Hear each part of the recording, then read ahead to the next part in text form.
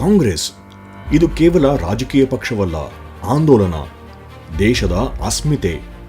ಜಗತ್ತಿನ ಯಾವುದೇ ರಾಜಕೀಯ ಪಕ್ಷಕ್ಕೂ ಇಲ್ಲದ ವಿಭಿನ್ನ ಇತಿಹಾಸ ಈ ಪಕ್ಷಕ್ಕಿದೆ.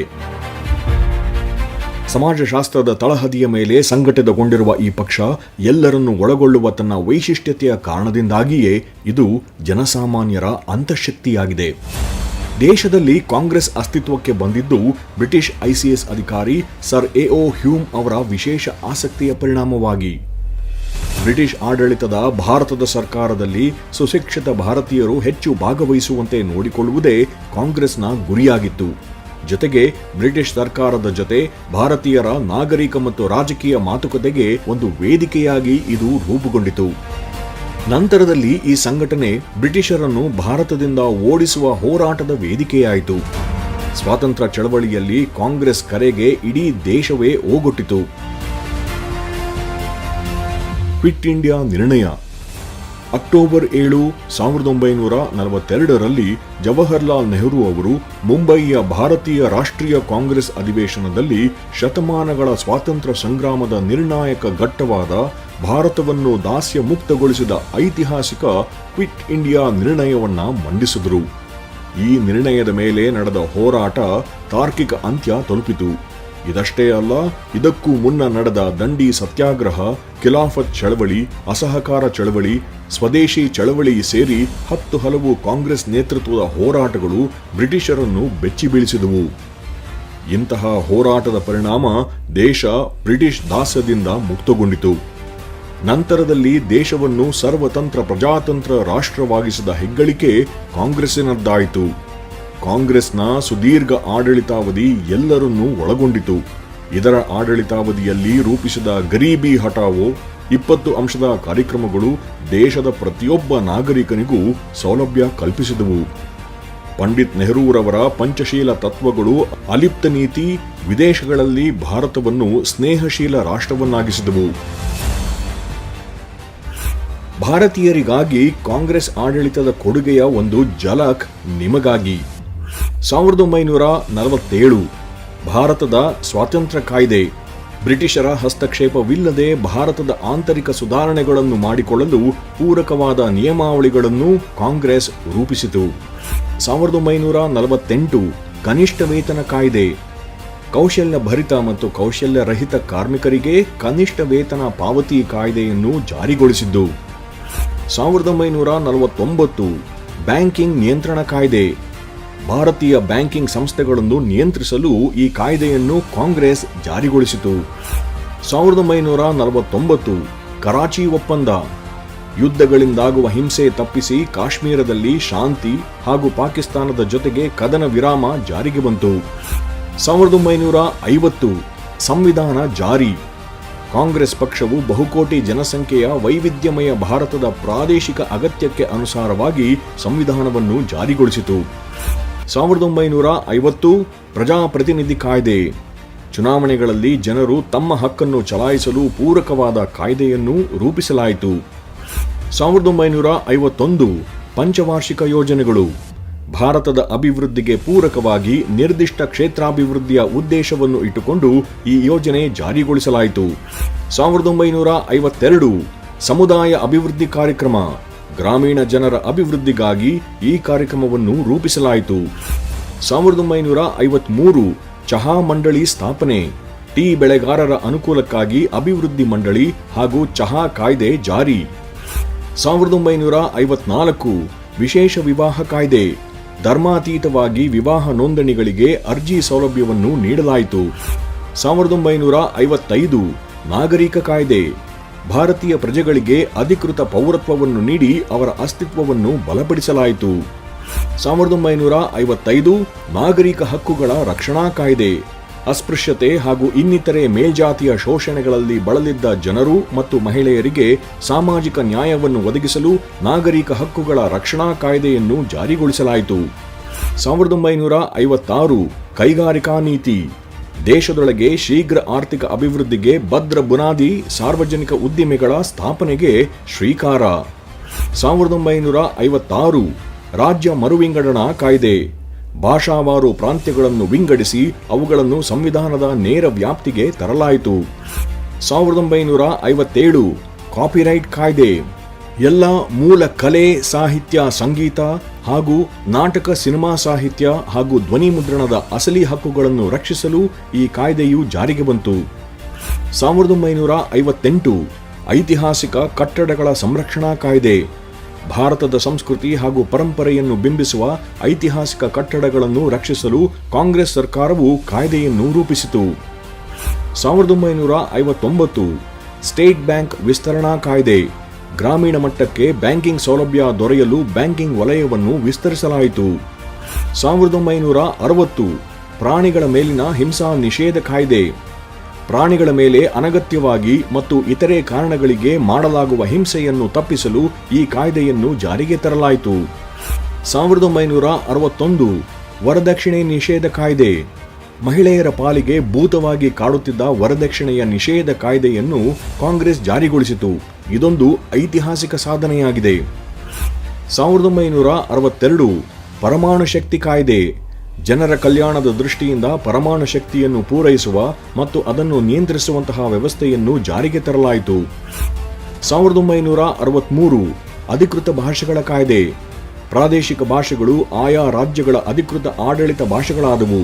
ಇವುಗಳಿಗೆ ರಾಷ್ಟ್ರೀಯ ಭಾಷೆಗಳ ಮಾನ್ಯತೆ ಸಿಕ್ಕಿತು. 1964 ಆಹಾರ ನಿಗಮ ಕಾಯ್ದೆ. ಆಹಾರ ಮತ್ತು ಇತರೆ ಧಾನ್ಯಗಳ ವ್ಯಾಪಾರದ ಉದ್ದೇಶಕ್ಕಾಗಿ ಈ ಕಾಯ್ದೆಯನ್ನು ಜಾರಿಗೊಳಿಸಲಾಯಿತು. ಈ ಕ್ರಮ ಕೃಷಿ ಮಾರುಕಟ್ಟೆ ಬೆಳವಣಿಗೆಗೆ ನಾಂದಿಯಾಯಿತು. 1965 ಬೋನಸ್ ಪಾವತಿ ಕಾಯ್ದೆ. ವಿವಿಧ ಸಂಸ್ಥೆಗಳಲ್ಲಿ ಕೆಲಸ ಮಾಡುವ ಕಾರ್ಮಿಕರಿಗೆ, ನೌಕರರಿಗೆ ಬೋನಸ್ ನೀಡಲು ಪೂರಕವಾಗುವಂತೆ ಈ ಕಾಯ್ದೆಯನ್ನು ರೂಪಿಸಲಾಯಿತು. 1966 ಪ್ರತ್ಯೇಕ ರಾಜ್ಯಗಳ ನಿರ್ಮಾಣ. ಸುಗಮ ಆಡಳಿತ ಮತ್ತು ಅಭಿವೃದ್ಧಿಯ ದೃಷ್ಟಿಯಿಂದ ಪಂಜಾಬ್, ಹರಿಯಾಣ ಹಾಗೂ ಹಿಮಾಚಲ ಪ್ರದೇಶ ರಾಜ್ಯಗಳನ್ನು ರಚಿಸಲಾಯಿತು. 1967 ಹಸಿರು ಕ್ರಾಂತಿ. ಆಹಾರ ಪೂರೈಕೆಯಲ್ಲಿ ತೀವ್ರ ಕೊರತೆ ಎದುರಿಸುತ್ತಿದ್ದ ಭಾರತವು ಈ ಕ್ರಮದಿಂದಾಗಿ ಕೃಷಿಯಲ್ಲಿ ಸ್ವಾವಲಂಬನೆ ಸಾಧಿಸಿತು. 1968 ರಾಷ್ಟ್ರೀಯ ಶಿಕ್ಷಣ ನೀತಿಯ ಜಾರಿ. ಹಳೆಯ ಸಂಪ್ರದಾಯವಾದಿಗಳ ಪ್ರತಿರೋಧದ ನಡುವೆ ಎಲ್ಲರಿಗೂ ಶಿಕ್ಷಣ ನೀಡಲು ಮತ್ತು ವಿಶೇಷವಾಗಿ ವಿಜ್ಞಾನ ಮತ್ತು ತಂತ್ರಜ್ಞಾನ ಕ್ಷೇತ್ರಗಳನ್ನು ಅಭಿವೃದ್ಧಿಪಡಿಸಲು ಈ ಕಾಯ್ದೆಯನ್ನು ಜಾರಿಗೊಳಿಸಲಾಯಿತು. 1969 ಜನನ ಹಾಗೂ ಮರಣ ನೋಂದಣಿ ಕಾಯ್ದೆ. ಆಡಳಿತಾತ್ಮಕ ಉದ್ದೇಶದಿಂದ ಜನನ ಹಾಗೂ ಮರಣದ ನೋಂದಣಿ ಕೆಲಸವನ್ನು ವ್ಯವಸ್ಥಿತವಾಗಿ ಮಾಡಲು ಕಾಯ್ದೆಯನ್ನು ರೂಪಿಸಲಾಯಿತು. 1970 ಶ್ವೇತಕ್ರಾಂತಿ. ಗ್ರಾಮೀಣ ಮಟ್ಟದಲ್ಲಿ ಹಾಲು ಉತ್ಪಾದನೆ ಮಾಡಿ ಅದನ್ನು ನಗರಗಳಿಗೂ ಪೂರೈಸುವ ನಿಟ್ಟಿನಲ್ಲಿ ಶ್ವೇತಕ್ರಾಂತಿಯನ್ನು ಆರಂಭಿಸಲಾಯಿತು. 1972 ನೀರು ಪೂರೈಕೆ ಕಾಯ್ದೆ. ಗ್ರಾಮೀಣ ಮಟ್ಟದಲ್ಲಿ ಸಮರ್ಪಕವಾಗಿ ನೀರನ್ನು ಪೂರೈಸಲು ನೆರವಾಯಿತು. 1973 ಹೋಮಿಯೋಪತಿ ಕೇಂದ್ರ ಸಮಿತಿ ರಚನೆ. ದೇಶದಲ್ಲಿ ಹೋಮಿಯೋಪತಿ ಶಿಕ್ಷಣವನ್ನು ನಿಯಂತ್ರಿಸಲು ಈ ಕಾಯ್ದೆಯನ್ನು ಜಾರಿಗೊಳಿಸಲಾಯಿತು. 1974 ಮೊದಲ ಅಣುಪರೀಕ್ಷೆ. ಅಣುಬಾಂಬ್ ಪರೀಕ್ಷೆಯನ್ನು ಪೋಖ್ರಾನ್ನಲ್ಲಿ ಮೊದಲ ಬಾರಿಗೆ ಮಾಡಲಾಯಿತು. 1975 20 ಅಂಶಗಳ ಕಾರ್ಯಕ್ರಮ. ಶೋಷಿತರು ಮತ್ತು ದುರ್ಬಲರ ಏಳಿಗೆಗಾಗಿ ಮತ್ತು ಗುಣಮಟ್ಟದ ಜೀವನವನ್ನು ಕಲ್ಪಿಸಲು ಹಲವು ಯೋಜನೆಗಳನ್ನು ಜಾರಿಗೊಳಿಸಲಾಯಿತು. 1976 ರಾಷ್ಟ್ರೀಯ ಮಾಹಿತಿ ಕೇಂದ್ರ ಸ್ಥಾಪನೆ. ಸುಸ್ಥಿರ ಅಭಿವೃದ್ಧಿಗಾಗಿ ಡಿಜಿಟಲ್ ಅವಕಾಶಗಳನ್ನು ಸೃಷ್ಟಿಸಲು ಕ್ರಮವನ್ನು ಕೈಗೊಳ್ಳಲಾಯಿತು. 1976 ಜೀತ ಪದ್ಧತಿ ನಿಷೇಧ. ಸಮಾಜದಲ್ಲಿ ಅನಿಷ್ಟ ಪದ್ಧತಿಯಾಗಿ ಬೆಳೆಯುತ್ತಿದ್ದ ದೈಹಿಕ ಮತ್ತು ಮಾನಸಿಕ ಶೋಷಣೆಯ ಜೀತ ಪದ್ಧತಿಯನ್ನು ನಿಷೇಧಿಸಿ ಲಕ್ಷಾಂತರ ಜನರ ಮುಖದಲ್ಲಿ ನೆಮ್ಮದಿಯನ್ನು ತರುವ ಕೆಲಸವನ್ನು ಮಾಡಲಾಯಿತು. 1977 ನೀರು ಮತ್ತು ಮಾಲಿನ್ಯ ಸಂರಕ್ಷಣಾ ಕಾಯ್ದೆ. ನೀರಿನ ಸಂರಕ್ಷಣೆ ಮತ್ತು ಕೊಳಚೆ ನೀರನ್ನು ನಿರ್ವಹಿಸಲು ಈ ಕಾಯ್ದೆಯನ್ನು ಜಾರಿಗೊಳಿಸಲಾಯಿತು. 1978 ಮಾಧ್ಯಮ ಸಮಿತಿ ಕಾಯ್ದೆ. ಪತ್ರಿಕಾ ಸ್ವಾತಂತ್ರ್ಯವನ್ನು ರಕ್ಷಿಸಿ ಮಾಧ್ಯಮದ ಪ್ರಮಾಣೀಕೃತ ಗುಣಮಟ್ಟವನ್ನು ಹೆಚ್ಚಿಸಲು ಪೂರಕವಾಗಿ ಈ ಕಾಯ್ದೆಯನ್ನು ಜಾರಿಗೆ ತರಲಾಯಿತು. 1980 ಸಮಗ್ರ ಗ್ರಾಮೀಣ ಅಭಿವೃದ್ಧಿ ಕಾರ್ಯಕ್ರಮ. ಬಡತನ ರೇಖೆಗಿಂತ ಕೆಳಗಿರುವವರಿಗೆ ಅನುಕೂಲ ಮಾಡಲು ಈ ಕಾಯ್ದೆ ಜಾರಿಗೆ ಬಂತು. 1981 ಮಾಲಿನ್ಯ ನಿಯಂತ್ರಣ ಕಾಯ್ದೆ. ಕೈಗಾರಿಕೆ ಮತ್ತು ಇತರೆ ವಲಯಗಳಿಂದ ಉಂಟಾಗುತ್ತಿದ್ದ ಮಾಲಿನ್ಯವನ್ನು ತಪ್ಪಿಸಲು ಈ ಕಾಯ್ದೆಯನ್ನು ಜಾರಿಗೊಳಿಸಿ ನಿಯಂತ್ರಣಾ ಕ್ರಮಗಳನ್ನು ಗೊತ್ತುಪಡಿಸಲಾಯಿತು. 1982 ಹೈಜಾಕಿಂಗ್ ವಿರೋಧಿ ಕಾಯ್ದೆ. ನಮ್ಮ ವಿಮಾನಗಳನ್ನು ಅನಧಿಕೃತವಾಗಿ ನಿಯಂತ್ರಿಸುವುದರ ವಿರುದ್ಧ ಕಾಯ್ದೆಯನ್ನು ರೂಪಿಸಲಾಯಿತು. 1983 ಗ್ರಾಮೀಣ ಭೂರಹಿತರಿಗೆ ಉದ್ಯೋಗ ಖಾತ್ರಿ ಯೋಜನೆ. ಭೂರಹಿತ ಕಾರ್ಮಿಕರಿಗೆ ಕನಿಷ್ಠ 100 ದಿನಗಳ ಕಾಲ ಉದ್ಯೋಗವನ್ನು ಖಾತ್ರಿಪಡಿಸುವಂತಹ ಯೋಜನೆಯನ್ನು ಜಾರಿಗೊಳಿಸಲಾಯಿತು. 1983 ಸಮಗ್ರ ಕ್ಷಿಪಣಿ ಅಭಿವೃದ್ಧಿ ಕಾರ್ಯಕ್ರಮ. ಮಿಸೈಲ್ ತಂತ್ರಜ್ಞಾನದಲ್ಲಿ ಸ್ವಾವಲಂಬನೆಯನ್ನು ಸಾಧಿಸಲು ಅಬ್ದುಲ್ ಕಲಾಂ ಅವರ ನೇತೃತ್ವದಲ್ಲಿ ಈ ಯೋಜನೆಯನ್ನು ಜಾರಿಗೊಳಿಸಲಾಯಿತು. 1984 ಕೌಟುಂಬಿಕ ನ್ಯಾಯಾಲಯಗಳ ಕಾಯ್ದೆ. ವಿವಾಹ ಹಾಗೂ ಇನ್ನಿತರೆ ಕೌಟುಂಬಿಕ ಸಮಸ್ಯೆಗಳನ್ನು ನಿರ್ವಹಿಸುವುದಕ್ಕೆ ಪೂರಕವಾಗಿ ಈ ಕಾಯ್ದೆಯನ್ನು ಜಾರಿಗೊಳಿಸಲಾಯಿತು. 1984 ಟೆಲಿಕಾಂ ಕಾಯ್ದೆ. ಭಾರತದಲ್ಲಿ ದೂರವಾಣಿ ಕ್ರಾಂತಿಯನ್ನು ಸಾಧಿಸುವ ನಿಟ್ಟಿನಲ್ಲಿ ಈ ಕಾಯ್ದೆಯನ್ನು ಜಾರಿಗೊಳಿಸಲಾಯಿತು. 1985 ಸಮಗ್ರ ಬೆಳೆ ವಿಮಾ ಯೋಜನೆ. ಪ್ರಕೃತಿ ವಿಕೋಪದಿಂದ ಬೆಳೆ ಹಾನಿಯಾದರೆ ವಿಮೆಯ ನೆರವನ್ನು ಕಲ್ಪಿಸಲು ಈ ಯೋಜನೆ ಜಾರಿಗೊಳಿಸಲಾಯಿತು. 1985 ಪಕ್ಷಾಂತರ ನಿಷೇಧ ಕಾಯ್ದೆ. ಒಂದು ಪಕ್ಷದಿಂದ ಚುನಾಯಿತರಾಗಿ ಇನ್ನೊಂದು ಪಕ್ಷಕ್ಕೆ ಹೋಗುವ ಪ್ರತಿನಿಧಿಗಳನ್ನು ಸದಸ್ಯತ್ವ ಅನರ್ಹಗೊಳಿಸುವ ಕಾಯ್ದೆ ಇದಾಗಿದೆ. 1986 ಕುಡಿಯುವ ನೀರು ಮಿಷನ್ ಸ್ಥಾಪನೆ. ಕಡಿಮೆ ವೆಚ್ಚದಲ್ಲಿ ಗ್ರಾಮಗಳಿಗೆ ಕುಡಿಯುವ ನೀರಿನ ಪೂರೈಕೆಯನ್ನು ಮಾಡುವ ವ್ಯವಸ್ಥೆಗೆ ಪೂರಕವಾಗಿ ಕ್ರಮವನ್ನು ಕೈಗೊಳ್ಳಲಾಯಿತು. 1987 ರಾಷ್ಟ್ರೀಯ ಬಾಲಕಾರ್ಮಿಕ ನೀತಿ. ಬಾಲಕಾರ್ಮಿಕ ಪದ್ಧತಿ ನಿಷೇಧಿಸಿ ಬಾಲಕಾರ್ಮಿಕರು ಶಿಕ್ಷಣ ಪಡೆಯಲು ಸಾಧ್ಯವಾಗುವಂತೆ ಮಾಡುವ ಕಾಯ್ದೆ ಇದಾಗಿದೆ. 1988 ಭ್ರಷ್ಟಾಚಾರ ತಡೆ ಕಾಯ್ದೆ. ಸರ್ಕಾರಿ ಕಚೇರಿ ಹಾಗೂ ಇನ್ನಿತರೆ ಕಡೆಗಳಲ್ಲಿ ಭ್ರಷ್ಟಾಚಾರವನ್ನು ತಪ್ಪಿಸಲು ಜಾರಿಗೆ ತಂದ ಈ ಕಾಯ್ದೆ ಐತಿಹಾಸಿಕ ಮಹತ್ವವನ್ನು ಹೊಂದಿದೆ. 1989 SC/ST ದೌರ್ಜನ್ಯ ತಡೆ ಕಾಯ್ದೆ. ದಲಿತರ ಮೇಲಿನ ಹಲ್ಲೆ ಹಾಗೂ ದೌರ್ಜನ್ಯ ತಪ್ಪಿಸಲು ಈ ಕಾಯ್ದೆಯನ್ನು ಕಾಂಗ್ರೆಸ್ ಜಾರಿಗೊಳಿಸಿತು. ಬಹುಶಃ ಇದು ಇಂದಿಗೂ ದಲಿತರ ಪಾಲಿನ ಸಂಜೀವನಿಯೇ ಆಗಿದೆ. 1991 ಆರ್ಥಿಕ ಉದಾರೀಕರಣ ನೀತಿ. ಭಾರತದ ಮುಕ್ತ ಆರ್ಥಿಕತೆಯು ತೆರೆದುಕೊಳ್ಳಲು ಇದು ಪೂರಕವಾಗಿ ಕೆಲಸ ಮಾಡಿತು. 1992 ಗ್ರಾಮ ಪಂಚಾಯಿತಿಗಳ ರಚನೆ. ಅಧಿಕಾರ ವಿಕೇಂದ್ರೀಕರಣಕ್ಕೆ ಪೂರಕವಾಗಿ ಈ ಮಹತ್ವದ ಯೋಜನೆಯನ್ನು ರೂಪಿಸಲಾಯಿತು. 1993 ಸಂಸದರ ಪ್ರದೇಶಾಭಿವೃದ್ಧಿ ನಿಧಿ. ಶಿಕ್ಷಣ, ಆರೋಗ್ಯ ಮತ್ತು ಮೂಲಸೌಕರ್ಯ ಅಭಿವೃದ್ಧಿಗೆ ನೆರವಾಗಲು ಪೂರಕವಾಗಿ ಈ ನಿಧಿ ಸ್ಥಾಪಿಸಲಾಗಿದೆ. 1993 ಮಹಿಳಾ ಸಮೃದ್ಧಿ ಯೋಜನೆ. ಗ್ರಾಮೀಣ ಮಹಿಳೆಯರಿಗೆ ಆರ್ಥಿಕ ಸುಭದ್ರತೆಯನ್ನು ಒದಗಿಸಲು ಈ ಯೋಜನೆಯನ್ನು ರೂಪಿಸಲಾಯಿತು. 1995 ಅಕ್ಷರ ದಾಸೋಹ ಯೋಜನೆ. ಮಕ್ಕಳಲ್ಲಿ ಪೌಷ್ಟಿಕಾಂಶವನ್ನು ಮತ್ತು ಹಾಜರಾತಿಯನ್ನು ಹೆಚ್ಚಿಸುವ ಸಲುವಾಗಿ ಶಾಲೆಗಳಲ್ಲಿ ಬಿಸಿಯೂಟದ ಯೋಜನೆಯನ್ನು ಜಾರಿಗೊಳಿಸಲಾಯಿತು. 2004 ಕಸ್ತೂರ್ಬಾ ಗಾಂಧಿ ಬಾಲಿಕಾ ವಿದ್ಯಾಲಯ ಸ್ಥಾಪನೆ. ಪರಿಶಿಷ್ಟ ಜಾತಿ, ಪಂಗಡ ಹಾಗೂ ಹಿಂದುಳಿದ ಮತ್ತು ಅಲ್ಪಸಂಖ್ಯಾತ ಸಮುದಾಯದ ಹೆಣ್ಣು ಮಕ್ಕಳ ಅಭಿವೃದ್ಧಿಗಾಗಿ ಪ್ರಾಥಮಿಕ ಶಾಲೆಗಳನ್ನು ತೆರೆಯಲಾಯಿತು. 2005 ಜನನಿ ಸುರಕ್ಷಾ ಯೋಜನೆ ಜಾರಿ.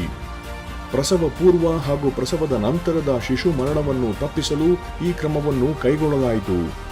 2005 ಭಾರತ್ ನಿರ್ಮಾಣ ಯೋಜನೆ. ಗ್ರಾಮೀಣ ಮಟ್ಟದಲ್ಲಿ ಮೂಲಸೌಕರ್ಯ ಹಾಗೂ ಕುಡಿಯುವ ನೀರು, ವಿದ್ಯುತ್ ಮತ್ತು ಇನ್ನಿತರೆ ಸೌಲಭ್ಯಗಳನ್ನು ಕಲ್ಪಿಸಲು ಈ ಯೋಜನೆಯನ್ನು ಕೈಗೊಳ್ಳಲಾಯಿತು. 2005 ರಾಜೀವ್ ಗಾಂಧಿ ಗ್ರಾಮೀಣ ವಿದ್ಯುತ್ ಯೋಜನೆ. ಗ್ರಾಮೀಣ ಮಟ್ಟದ ಮನೆಗಳಿಗೆ ವಿದ್ಯುತ್ ಪೂರೈಕೆಗಾಗಿ ಈ ಯೋಜನೆಯನ್ನು ಜಾರಿಗೊಳಿಸಲಾಯಿತು. 2005 ಮಾಹಿತಿ ಹಕ್ಕು ಕಾಯ್ದೆ. ಪಾರದರ್ಶಕ ಮತ್ತು ಭ್ರಷ್ಟಾಚಾರ ರಹಿತ ಆಡಳಿತಕ್ಕಾಗಿ ಮಾಹಿತಿ ಹಕ್ಕನ್ನು ಕಾಂಗ್ರೆಸ್ ಜಾರಿಗೊಳಿಸಿತು. ಇದೊಂದು ಐತಿಹಾಸಿಕ ಯೋಜನೆಯಾಗಿದೆ. 2005 ಕೌಟುಂಬಿಕ ದೌರ್ಜನ್ಯ ನಿಷೇಧ ಕಾಯ್ದೆ. ಮಹಿಳೆಯರ ಮೇಲೆ ಕೌಟುಂಬಿಕವಾಗಿ ನಡೆಯುತ್ತಿದ್ದ ದೌರ್ಜನ್ಯಗಳನ್ನು ತಪ್ಪಿಸಲು ಈ ಕಾಯ್ದೆ ನೆರವಾಯಿತು. 2005 ವಿಶೇಷ ಆರ್ಥಿಕ ವಲಯಗಳ ಸ್ಥಾಪನೆ. ಭಾರತದಲ್ಲಿ ರಫ್ತನ್ನು ಉತ್ತೇಜಿಸುವುದಕ್ಕಾಗಿ ಈ ಕಾರ್ಯಕ್ರಮವನ್ನು ಜಾರಿಗೊಳಿಸಲಾಯಿತು. 2006 ರಾಷ್ಟ್ರೀಯ ಗ್ರಾಮೀಣ ಉದ್ಯೋಗ ಖಾತ್ರಿ ಯೋಜನೆ. ಪ್ರತಿ ಕುಟುಂಬದ ಸದಸ್ಯರಿಗೆ ಕನಿಷ್ಠ 100 ದಿನಗಳ ಉದ್ಯೋಗವನ್ನು ಒದಗಿಸುವ ರಾಷ್ಟ್ರೀಯ ಗ್ರಾಮೀಣ ಉದ್ಯೋಗ ಖಾತ್ರಿ ಯೋಜನೆಗೆ ಕಾಂಗ್ರೆಸ್ ಸರ್ಕಾರವು ಚಾಲನೆ ನೀಡಿತು. 2006 ರಾಷ್ಟ್ರೀಯ ಪರಿಸರ ನೀತಿ. ಸ್ವಚ್ಛ ಹಾಗೂ ಆರೋಗ್ಯಕರ ಪರಿಸರಕ್ಕಾಗಿ ರಾಷ್ಟ್ರೀಯ ಪರಿಸರ ನೀತಿಯನ್ನು ಕಾಂಗ್ರೆಸ್ ಜಾರಿಗೊಳಿಸಿತು. 2008 ರಾಷ್ಟ್ರೀಯ ತನಿಖಾ ಸಂಸ್ಥೆಯ ಸ್ಥಾಪನೆ NIA. ಭಯೋತ್ಪಾದನೆಯನ್ನು ಮಟ್ಟ ಹಾಕುವ ನಿಟ್ಟಿನಲ್ಲಿ ಈ ಕಾಯ್ದೆಯನ್ನು ಜಾರಿಗೊಳಿಸಲಾಯಿತು. 2008 ಭಾರತ ಅಮೆರಿಕ ಅಣು ಒಪ್ಪಂದ. ಸೌಹಾರ್ದತೆಯ ದೃಷ್ಟಿಯಲ್ಲಿ ಅಮೆರಿಕದೊಂದಿಗೆ ನಾಗರಿಕ ಅಣು ಒಪ್ಪಂದವನ್ನು ಮನಮೋಹನ್ ಸಿಂಗ್ ನೇತೃತ್ವದ ಕಾಂಗ್ರೆಸ್ ಸರ್ಕಾರ ಮಾಡಿಕೊಂಡಿತು. 2009 ಕಡ್ಡಾಯ ಶಿಕ್ಷಣ ಹಕ್ಕು ಕಾಯ್ದೆ. 6 ರಿಂದ 14 ವರ್ಷದ ಮಕ್ಕಳಿಗೆ ಮೂಲಭೂತವಾಗಿ ಅಗತ್ಯವಾದ ಶಿಕ್ಷಣವು ದೊರೆಯಲು ಈ ಕಾಯ್ದೆಯನ್ನು ರೂಪಿಸಲಾಯಿತು. 2009 ಆಧಾರ್ ಕಾರ್ಡ್ ಪರಿಚಯ. ಎಲ್ಲರಿಗೂ ವಿಭಿನ್ನವಾದ ಗುರುತಿನ ಸಂಖ್ಯೆ ನೀಡುವ ಉದ್ದೇಶದಿಂದ ಈ ಸೌಲಭ್ಯವನ್ನು ಪರಿಚಯಿಸಲಾಯಿತು. 2010 ರಾಷ್ಟ್ರೀಯ ಹಸಿರು ನ್ಯಾಯಾಲಯ ಸ್ಥಾಪನೆ. ಪರಿಸರ ಹಾಗೂ ಹಸಿರು ಸಂರಕ್ಷಣೆಗಾಗಿ ಈ ಕಾಯ್ದೆಯನ್ನು ಕಾಂಗ್ರೆಸ್ ನೇತೃತ್ವದ ಸರ್ಕಾರ ಜಾರಿಗೊಳಿಸಿತು. 2013 ರಾಷ್ಟ್ರೀಯ ಆಹಾರ ಭದ್ರತೆ.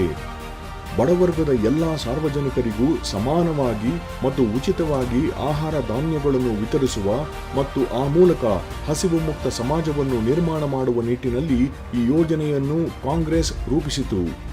2013 ನಿರ್ಭಯಾ ಕಾಯ್ದೆ. ಮಹಿಳೆಯರ ಮೇಲೆ ನಡೆಯುವ ಲೈಂಗಿಕ ದೌರ್ಜನ್ಯಗಳನ್ನು ತಪ್ಪಿಸಲು ಮತ್ತು ಕಠಿಣ ಕ್ರಮಗಳನ್ನು ಜರುಗಿಸಲು ಈ ಕಾರ್ಯಕ್ರಮವನ್ನು ಕಾಂಗ್ರೆಸ್ ರೂಪಿಸಿತು. 2013 ಔದ್ಯೋಗಿಕ ಸ್ಥಳದಲ್ಲಿ ಮಹಿಳೆಯರ ಮೇಲೆ ಲೈಂಗಿಕ ದೌರ್ಜನ್ಯ ತಡೆ ಕಾಯ್ದೆಯ ಜಾರಿ. ಔದ್ಯೋಗಿಕವಾಗಿ ಮಹಿಳೆಯರಿಗೆ ರಕ್ಷಣೆ ನೀಡಿ ಅವರಲ್ಲಿ ವಿಶ್ವಾಸ ತುಂಬಲು ಈ ಯೋಜನೆಯನ್ನು ರೂಪಿಸಲಾಯಿತು. 2013 ಲೋಕ್ಪಾಲ್ ಬಿಲ್. ಭ್ರಷ್ಟಾಚಾರವನ್ನು ತಡೆಗಟ್ಟುವ ಸಲುವಾಗಿ ಲೋಕ್ಪಾಲ್ ಬಿಲ್ ಅನ್ನು ಕಾಂಗ್ರೆಸ್ ಜಾರಿಗೊಳಿಸಿತು. 2013 ಭೂ ಕಬಳಿಕೆ ಕಾಯ್ದೆ. ಭೂರಹಿತರಿಗೆ ಭೂಮಿ ದೊರೆಯಲು ಪೂರಕವಾಗುವಂತೆ ಈ ಕಾಯ್ದೆಯನ್ನು ಜಾರಿಗೊಳಿಸಲಾಯಿತು. 2013 ಕಂಪನಿ ಕಾಯ್ದೆ. ಕಾರ್ಪೊರೇಟ್ ಸಂಸ್ಥೆಗಳ ಸಾಮಾಜಿಕ ಜವಾಬ್ದಾರಿಯನ್ನು ಹೆಚ್ಚಿಸಲು ಈ ಕಾರ್ಯಕ್ರಮವನ್ನು ರೂಪಿಸಲಾಯಿತು. 2014 ಬೀದಿ ವ್ಯಾಪಾರಿಗಳ ಕಾಯ್ದೆ. ಬೀದಿ ಬದಿ ವ್ಯಾಪಾರಿಗಳ ಹಿತರಕ್ಷಣೆಯನ್ನು ಮಾಡಲು ಈ ಕಾರ್ಯಕ್ರಮವನ್ನು ಜಾರಿಗೊಳಿಸಲಾಯಿತು. ಇಂತಹ ಮಹತ್ವದ ನಿರ್ಧಾರಗಳಲ್ಲದೆ ದೇಶದ ಅಭಿವೃದ್ಧಿಯ ಚಹರೆಯನ್ನೇ ಬದಲಾಯಿಸಿದ ಬಾಹ್ಯಾಕಾಶ ಸಂಶೋಧನಾ ಸಂಸ್ಥೆ ಇಸ್ರೋ, DRDO, ಭಾರತೀಯ railway, HAL, NAL, AIIMS, IIMB, Indian Institute of Science, IIT ಸೇರಿದಂತೆ 10 ಹಲವಾರು ಪ್ರತಿಷ್ಠಿತ ಸಂಸ್ಥೆಗಳ ಸ್ಥಾಪನೆ ದೇಶಕ್ಕೆ ಕಾಂಗ್ರೆಸ್ ಕೊಡುಗೆ. ಈಗ ನೀವೇ ಉತ್ತರಿಸಿ, ದೇಶಕ್ಕೆ ಕಾಂಗ್ರೆಸ್ ಕೊಡುಗೆ ಏನು ಎಂಬ ಪ್ರಶ್ನೆಗೆ.